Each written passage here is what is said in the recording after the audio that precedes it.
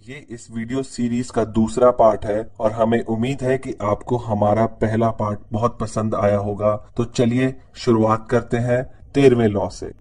जब कॉरिंथियंस और कॉन्सारियंस के बीच में जंग हुई तो उन्होंने एथेनियंस से मदद मांगी। कॉरिंथियंस का एथेनियंस के साथ कई सालों का पुराना रिश्ता था और उन्होंने कई बार एथेनियंस की मदद भी की, जबकि कॉर्सारियंस ने एथेनियंस के दुश्मनों का साथ दिया। कॉर्सारियंस ने एथेनियंस को अपनी स्ट्रॉन्ग नेवी का सपोर्ट ऑफर किया, जिसे वे स्पार्टन्स के खिलाफ जंग में इस्तेमाल कर सकते थे। एथेनियंस ने कॉर्सारियंस का साथ देने का फैसला किया क्योंकि कॉर्सारियंस ने उनके सेल्फ इंटरेस्ट का ध्यान रखा था। अगर आप किसी से मदद चाहते हैं और उन्हें यह बताते हैं कि आपने अभी तक उनके लिए क्या क्या किया है, तो मदद करने की बजाय वे आपको नजरअंदाज कर सकते हैं, क्योंकि लोग स्वार्थी होते हैं और मदद के बदले कुछ न कुछ चाहते हैं। लॉ नंबर 14, इसमें रॉबर्ट ग्रीन कहते हैं कि दोस्तों की तरह दिखें और जासूस की तरह काम करें।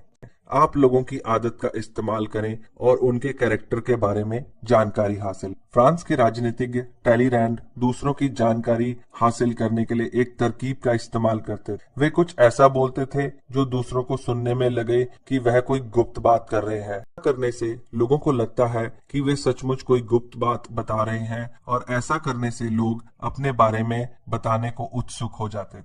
लॉ नंबर 15 कहता है कि अपने दुश्मन को पूरी तरह से खत्म कर दे। प्राचीन भारत के मशहूर दार्शनिक कौटिल्य कहते हैं कि दुश्मन के अवशेष आग और बीमारी की तरह होते हैं। अपने दुश्मन को कमजोर समझकर कभी भी नजरअंदाज ना करें, क्योंकि वक्त के साथ साथ वह और भी खतरनाक बन जाता है। दुश्मन सूखी घास के ढेर में अंगार की तरह होता है, जो सुलगकर पूरी घास को जला सकता है। इसका मतलब यह है कि आप अपने प्रतियोगी पर हमेशा हावी रहें। अपने प्रतियोगियों को कभी अपने से आगे निकलने का मौका ना दें। सिर्फ प्रतियोगी ही नहीं, आपके लक्ष्य भी आपके दुश्मन हो सकते हैं, क्योंकि जब हम कोई बहुत बड़ा लक्ष्य बनाते हैं और उसे हासिल करने के लिए पूरी कोशिश नहीं करते, तो वही लक्ष्य हमारे रास्तों में मुश्किलें खड़ी कर देता है। आपको अपने लक्ष्य को हासिल करने के लिए हर दिन लगातार कोशिश करनी होगी। रॉबर्ट ग्रीन 16वें लॉ में कहते हैं कि प्रतिष्ठा और आदर बढ़ाने के लिए अपनी अनुपस्थिति का प्रयोग करें। जितना आप लोगों को नजर आएंगे और सुने जाएंगे, उतने ही साधारण लगेंगे। दूसरों की नजरों में अपना आदर और सम्मान बढ़ाने के लिए अपनी अनुपस्थिति को आप एक शक्तिशाली हथियार की तरह इस्तेमाल कर सकते। जहां आपकी उपस्थिति ज्यादा होगी, वहां लोग आपको नजरअंदाज कर सकते हैं। इसलिए अपनी प्रतिष्ठा और आदर को बढ़ाने के लिए अपनी अनुपस्थिति का प्रयोग करना सीखें।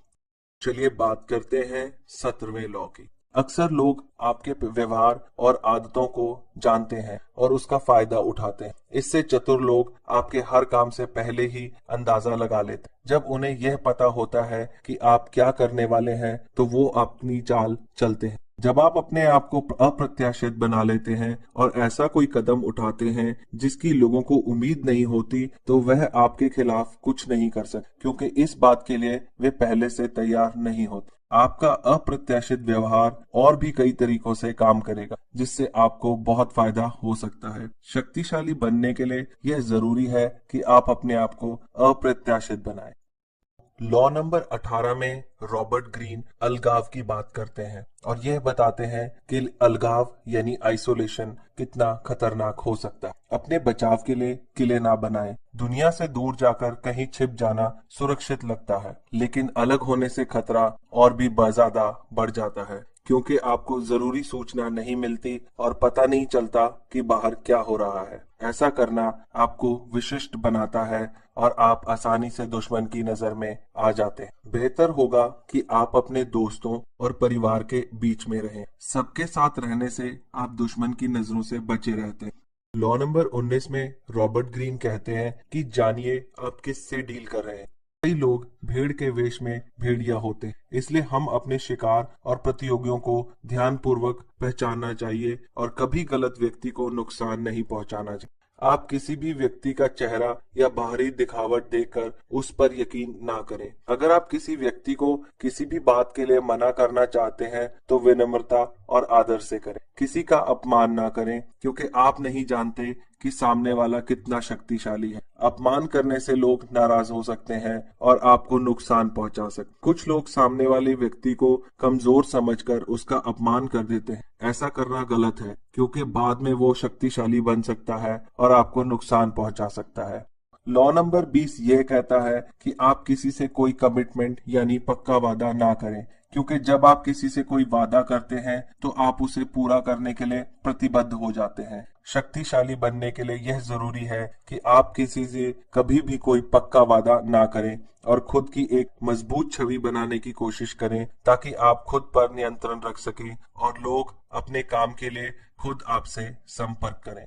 रॉबर्ट ग्रीन हमें लॉ 21 में बताते हैं कि आप अपने प्रतियोगी को हमेशा होशियार समझने का मौका दें। सिर्फ होशियार ही नहीं, बल्कि आपसे अधिक होशियार। एक बार आपके प्रतियोगियों को यकीन हो जाए कि वो आपसे अधिक स्मार्ट हैं, तो उन्हें कभी नहीं लगेगा कि आपका कोई गुप्त उद्देश्य है। अपने प्रतिद्वंदी को मिसगाइड करना यानी अपने उद्देश्य से बहकाना एक बहुत अच्छी तरकीब है। अपने प्रतियोगियों के सामने बेवकूफ बनकर रहें और उन्हें यह दिखाएं जैसे आप कुछ नहीं जानते। जब आप लोगों को यह महसूस कराएंगे कि वो आपसे ज्यादा स्मार्ट और इंटेलिजेंट हैं, तो वो आप पर शक नहीं करेंगे और इस तरह उनके सुरक्षा कवच को तोड़ना आपके लिए आसान हो जाएगा।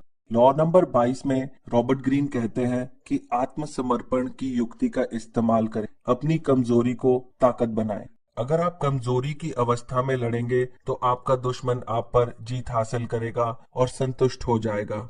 इससे पहले कि आप हार जाएं, आप आत्मसमर्पण करें, क्योंकि ऐसा करने पर आप दुश्मन तक पहुंच पाएंगे और उसके बारे में जानकारी हासिल करेंगे। कभी भी कमजोरी की अवस्था में लड़ना नहीं चाहिए, बल्कि आत्मसमर्पण करके अपने आप को तैयार करना चाहिए, फिर चाहे वह जंग का मैदान हो या रोजमर्रा की जिंदगी। आत्मसमर्पण करके हम अपनी कमजोरी को ताकत में बदल सकते हैं। 23वां लॉ है, कुछ लोगों को अपना ध्यान एक काम पर लगाने में मुश्किल होती है। जब भी वह अपना ध्यान किसी एक काम में लगाने की कोशिश करते हैं, तो सैकड़ों और चीजें उनका ध्यान अपनी तरफ आकर्षित करती। आधुनिक युग में संघर्ष का स्तर पहले से कहीं ज्यादा है और आप उसे अपने जीवन में स्थान देते हैं। कुछ लोग बार बार अपने कार्य के क्षेत्र को बदलते रहते हैं, जिससे उन्हें किसी भी क्षेत्र में सफलता नहीं मिलती। इससे बेहतर यह है कि किसी एक क्षेत्र में ध्यान लगाएं जो आपकी रुचि और काबिलियत के मुताबिक सबसे अच्छा हो और उसी क्षेत्र में लगातार मेहनत करें। 24वें लॉ में लिखा है कि एक कुशल दरबारी की भूमिका निभाएं। एक कुशल दरबारी अपने से ऊपर वालों की खुशामद करता है, उनकी हर बात पर विनम्रता से राजी होता है और अप्रत्यक्ष रूप से उन पर अपना हक भी जमाता है।